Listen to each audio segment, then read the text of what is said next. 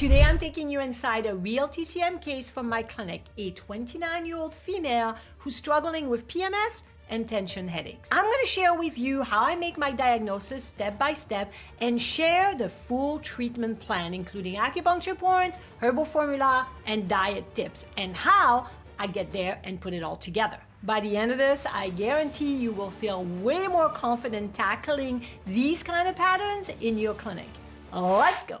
Welcome back to my channel. If it's your first time here, I'm Clara from Acupro Academy, and I create Chinese medicine and acupuncture content for students and practitioners, making it easy to grasp and fun to learn. Let's rock it. This female patient is 29 years old, and her chief complaint is mostly problem with pre-menstruation syndrome, or PMS. So she has breast tenderness prior to her menstruation, frequent tension headaches for the past year that have been really bothering her, and she's very irritable. Sounds familiar? I think we deal with a lot of this in practice. I know I have. Let's look at more symptoms, because obviously the more details we have, the better it is for us to make the right diagnosis and therefore the right treatment plan. So the key symptoms are mood swings and emotional sensitivity, especially before menstruation. So mood swings means that sometimes she's really irritable and she lashes out, and the next moment she'll be feeling down, maybe even crying. It kind of goes back and forth, right? It feels like unstable, and that's how patients describe it. This patient is also very sensitive prior to menstruation, as in sensitive to light, to sound, and to anything around her and what happened. Her response to what happened or what conversation she has brings a lot of emotional turmoil, and that affects her specifically at that time. Again, this is the hormonal imbalances that we see in clinical practice with a lot of patients. I've had a lot of PMS, irritability, and mood swings when I used to have a period. I'm now past, I'm in my late 50s, so I don't have to deal with this anymore. Yay! She also experienced frequent sighing. As she's sitting in front of me and talking, she does a lot of the sighing. That's usually due to stress, when we feel like, oh, so overwhelmed, so tense, right? Sighing is a really good clue that we use in TCM for listening. You know how we have the 4 methods of diagnosis. One is inquiry, which is the big one. Then it's observation, like the tongue and the face, etc. Then we have auscultation, which means listening, and smelling. But the listening part allows us to really pay attention. So this is combining observation, which is more visual, with listening, which is listening to the person sighing. Make sense? Okay. The next symptom is distension and tension in the rib area or hypochondriac region. So she kind of feels not bloated, but uncomfortable, like it's tight. This is a diaphragm that gets really tight. So when we're stressed, we're not able to take big, deep breath, and our diaphragm is tight. It's not able to expand and relax our ribs. Now, that's very common as well when people are stressed. See, we get a lot of stress symptoms for this patient. And the last key symptom is tension headaches that are worse in the temporal area and behind the eyes or orbital area, and are worse on stress. Okay, so this whole thing is due to stress, so we know where we're going with this. That is a liver qi stagnation coming up, right? We all know as soon as we're stressed, we're tight, we're tense. Liver qi stagnation is part of this picture. Now let's look at other symptoms. She has occasional red eyes and dry throat. And then the week prior to her period, she is more irritable, like we said at the beginning. She has breast tenderness, and she's bloating or easily bloated, specifically at the end of the day. We have a lot of different kind of bloating. At the end of the day, it's not the same as bloated after meal.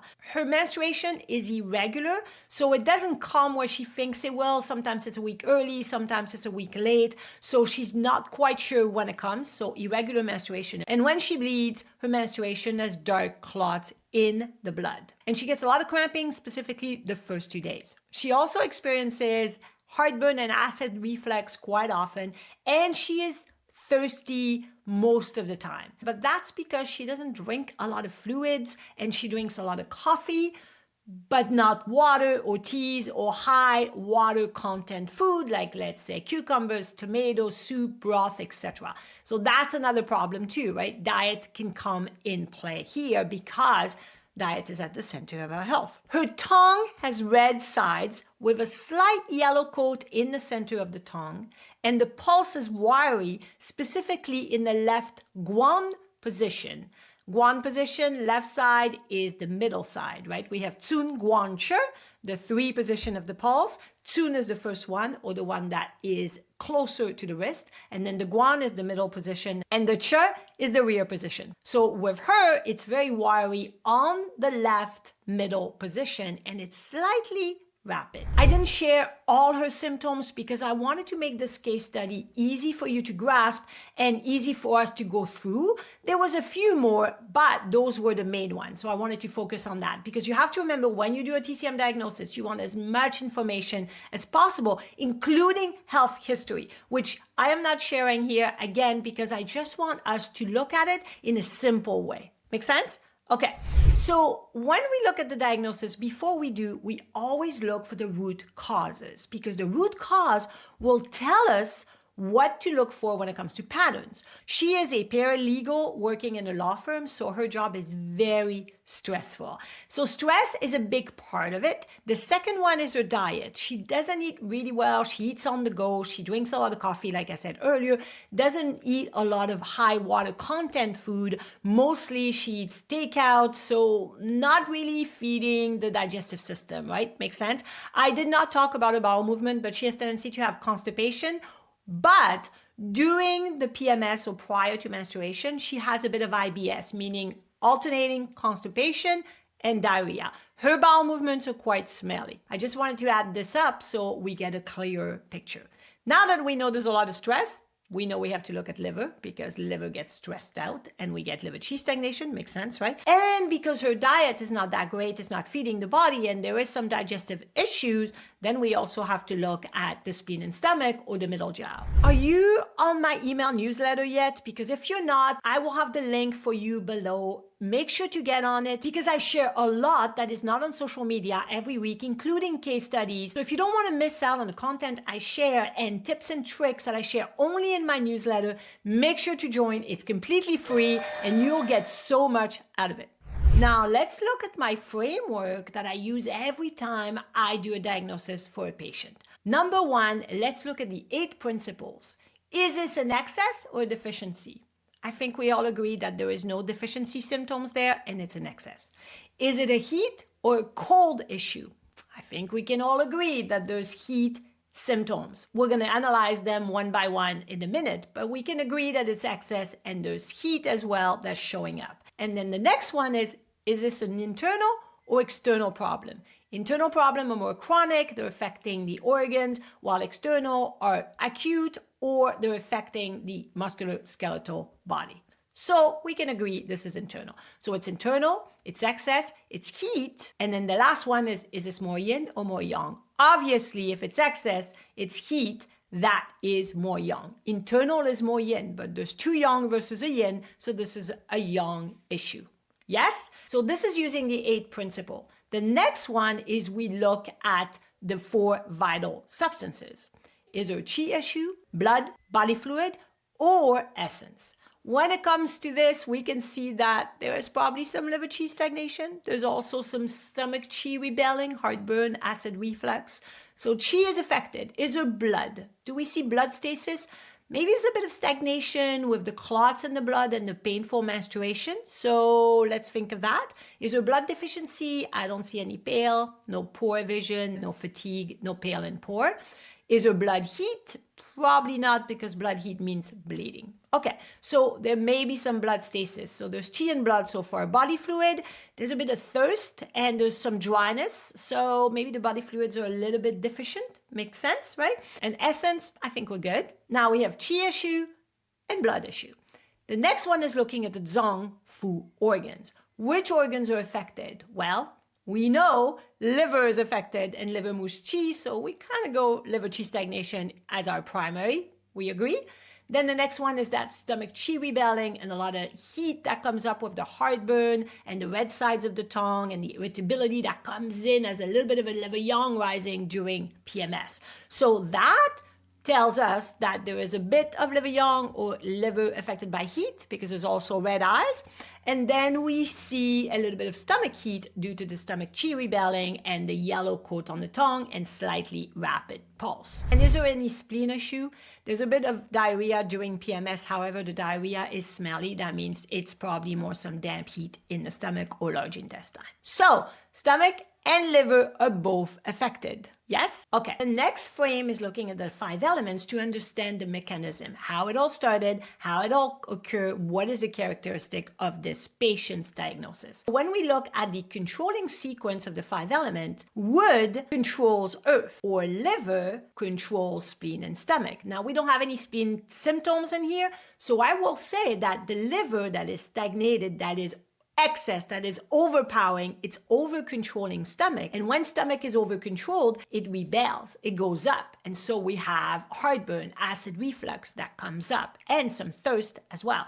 So this is a case with the 5 element where it's wood over-control earth or liver affecting the stomach. Yes, because her symptoms are worse on stress, right? Even the heartburn, the acid reflux, all the stomach issue are worse on stress, which means worse with the liver chi stagnation. Is that helpful? Now that we have our diagnosis, liver chi stagnation and stomach heat, let's look at each symptoms to see how we came with this conclusion. Her chief complaint is irritability, PMS with breast tenderness, frequent tension, headache in the past year. So obviously PMS, anything that happened prior to menstruation, if it is excess, like breast tenderness, like irritability and headaches, that's a liver chi stagnation. Now, if there was a lot of fatigue as well and feeling really, really down and sleepy and tired, that could be also that spleen chi was deficient. And it's common as well to see liver chi stagnation depleting the spleen. And so we could have those two. However, for her, it created more of a rebelling excess stomach heat. The mood swings are liver chi stagnation, and the emotional sensitivity is affecting the earth element, which is spleen and stomach. The frequent sighing is always a liver chi stagnation. She also has distended pain in the rib area. That is also a liver chi stagnation. The temporal headaches, we know temporal headaches are related to the liver and gallbladder. And then behind the eyes or orbital is related to the stomach. So now we have this Yang-Ming headache, which is the stomach headache. And then we have this Shaoyang headache, which affects the gallbladder. Yes? So the gallbladder is the one that goes around the ear. So we will use gallbladder point to help this patient, but we know it comes from a liver yang rising, from the stress that's been boiling, and then it rises up.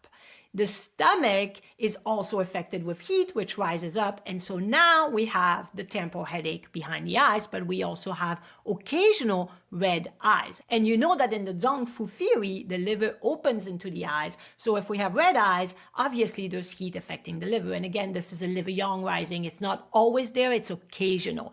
There's also dry throat. That's the body fluid we were talking about that's a little bit deficient.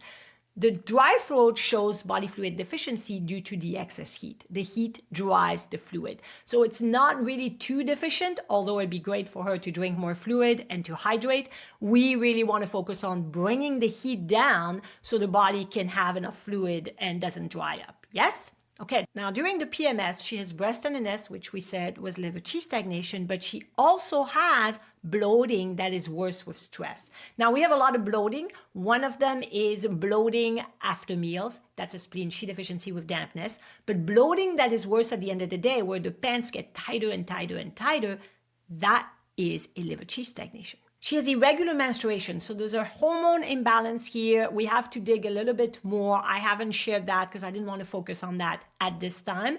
But she had clots and painful menstruation, which we know can be blood stasis. Now, if the pain gets better with a heat pad, then that means there would be cold and blood stasis. But we didn't talk about this, but she did not have that issue. And the pain was not that bad during menstruation, so I think it's a liver chi stagnation slowly leading to liver blood stasis because chi moves blood. So eventually if chi stagnates for too long, then eventually we're going to get blood stasis or liver blood stasis, and we're going to get a pain and clots. So while we do the treatment, we have to think of this ahead of time. Wow, okay, there's liver qi stagnation, there's not a lot of liver blood stasis, but it's coming. So we should move blood as well as qi in our treatment plan, yes? And the last ones are the stomach heat symptoms: heartburn, acid reflux, or stomach qi rebelling with heat, right? Because it's heartburning, it's burning. The reflex is sour regurgitation, so that is heat. And then she has thirst, so that is also heat in the stomach. The red sides of the tongue means there's some liver yang rising, and the yellow coat in the center where the stomach is located, that's excess heat in the stomach. So everything correlates for us. Her pulse is wiry, that's a liver qi stagnation, specifically at the liver position on the left middle side. And it's slightly rapid because there's some stomach heat. So many people ask me all the time, what's the difference between all your 3 books? I don't know which one to get. If you're a visual person, you're gonna love these books because they're colorful with lots of graphics. They do come in PDF format as well, which all have video links to complement them. Now, Acupoints Made Easy, my orange book, covers all acupuncture points, function, location, my clinical pearls, and everything that relates to acupuncture points. My second book, Chinese Medicine Made Easy, is really geared to understanding theory in TCM and being able to do diagnosis. I have a lot of case studies. I have my intake form that you can use with your patients because it is a fillable one. This book is great to reinforce your TCM diagnosis. The last one is Chinese Medicine Treatment Made Easy, and it covers over 160 syndromes and all the TCM patterns associated with each syndromes, like insomnia, and their acupuncture point for each pattern, as well as formula, ear point, and so much more.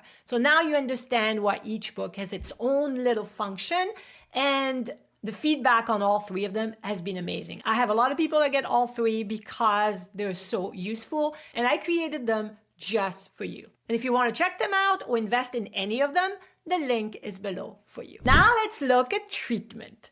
Your treatment principles should dictate what point selection you are going to make. First, we have to move liver qi, but we said earlier, because qi moves blood, we'll also move blood. Increase that circulation, increase blood circulation and qi circulation to relax the person. We're going to clear stomach heat and bring stomach qi down. We're going to try to regulate menstruation, and we're going to calm the mind because she's really stressed, right? She's irritable, she's sighing, she's too stressed, so we're going to calm the mind. There are many ways to do this. This is what I want to share I did with her. Move qi and blood, we are going to open the gate. Liver 3 and large intestine 4. Then we want to relax the body and continue to move liver qi and to relax the shoulder and all the tension in the ribs and everywhere. Gallbladder 34. Great to relax the body. I love that point. I know everybody loves liver 3 because it moves liver qi when there is stagnation, but gallbladder 34 is the best point to reinforce that function, so it should be there. I would like to put liver 14 because it is the front move point of the liver, great for any rib pain areas, liver qi stagnation, and upper digestive tract issue like nausea, acid reflux, and stomach heat. So it's the best point to do. I get this question a lot. Do you do liver 14 only on the liver side, as in the organ side? And I'm like, no, I usually do it bilaterally. Unless I wanted to address liver 13 and liver 14, because liver 13 is the front move point of the spleen. And if I want to connect the two, then I might do liver 13 on the left and liver 14 on the right. But that's the only case where I would do this. Then, of course, we're going to do points to bring stomach qi down. Pericardium 6, Ren 17, which is more local. Those are great to bring stomach qi down. We also want to help the digestive system overall, so I would like to put stomach 36.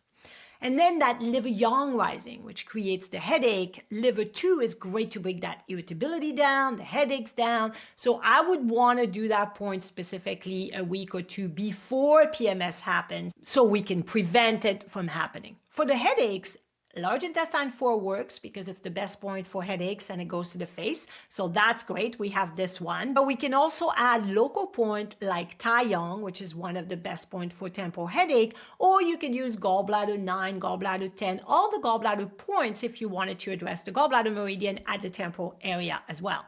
You can play with this when it comes to local point. Follow your intuition. And we said we want to calm the mind for stress. So you can use yin tong, our favorite calming the mind point, the Zen button, like some of my patients call it. You can use ear shenmen, whatever feels right. I mean, liver 3 is going to calm the mind, as well as liver 2 is going to calm the mind, pericardium 6, Ren 17, really good to relax the body. So a lot of them already are doing that function, so we don't need to add up a lot of points. I'm of the school of thoughts that the least amount of points, the better for the patients and the faster the result. Now we have to talk about TCM diet tips, because obviously this is really important, right? Now, first we want to avoid anything that's going to create more heat and more stagnation. So spicy food, alcohol, but also greasy fried food, which creates stagnation. Chocolate, if it has a lot of sugar. If it doesn't have a lot of sugar, if it's bitter chocolate with like 90% chocolate, then you're fine and this is all good. And of course, we don't want to drink a lot of stimulants like caffeine or energy drinks, specifically prior to the period. We want to try to sip some teas to bring that hydration, right? So it'd be great if she has broth or teas like chrysanthemum tea, peppermint or mint tea, which are very cooling, but also will help her with hydration because obviously she's drinking fluid, right? And then we want to have calming tea like rose, chamomile. Those are very calm. You can have lavender. She doesn't have a lot of problems sleeping, which is great, but we want to have teas that are being a bit more calming. We want to eat warm, regular meals, meaning we don't want to run around. We want to sit down and be mindful. This is the hardest part for patients because that is something that most people, specifically in North America, just eat really quickly and on the go all the time. It's part of the culture, unfortunately. We want to emphasize on green leafy vegetables, which are great for the liver, or adding sour food like lemon or apple cider vinegar. But it's always good to have a bit more cooked food because it's easier on the digestive system, but not a lot of spicy food again because of the stomach heat. We don't want to give too much cold food because that would deplete the spleen. We have to be more gentle because we want to bring stomach heat down, but we don't want to create issue for the spleen. The last one is to look at herbal formulas. I know not everybody does formulas, but I love Chinese herbal formulas. So let's look at the options when it comes to formula. Chaihu Shugansan is a great formula for liver qi stagnation. Now, if you're doing acupuncture regularly, like twice a week or at least every week, you probably won't need this formula because the acupuncture will do the same as the formula. However, if the person cannot come or they go on holiday, Chaihu Shugansan is a great add-on to have while the person is not able to get acupuncture. When it comes to the stomach heat, there's a great formula called Qing Wei San, and that will bring the stomach heat down. This formula should not be taken too long because it might deplete the spleen, so this should be just temporary. I'd rather this person eats well and avoid the spicy food to bring that stomach heat down than give her a formula. Now, there's also a formula called Zhuo Jin 1, and don't quote me on my pronunciation of Mandarin because it's just not good. So Zhuo Jin 1 is great when there's liver qi stagnation, over-controlling stomach, creating stomach qi rebelling with heat. That is the perfect formula for this patient if this is what we wanted to do. However, acupuncture and diet and mindfulness will go a long way without the formula. So it's up to you. This is how I approach this case after 2 months of weekly session and adapting my treatment to add more hormonal balancing points like spleen 4, pericardium 6, lung 7, and kidney 6, and spleen 6. Her menstruation cycle was regular. The headaches were gone. The PMS was gone. TCM rocks. I get a lot of requests from people to do more case study to show my process when it comes to diagnosing and treatment principle and selecting my treatment plan. I'm going to do more case study in the future because I think they're very helpful. If you feel this really helped you, make sure to subscribe. And in the meantime, check out this video where I differentiate liver qi stagnation from liver yang rising, liver fire, and all the liver patterns. And until next time, keep rocking it using TCM.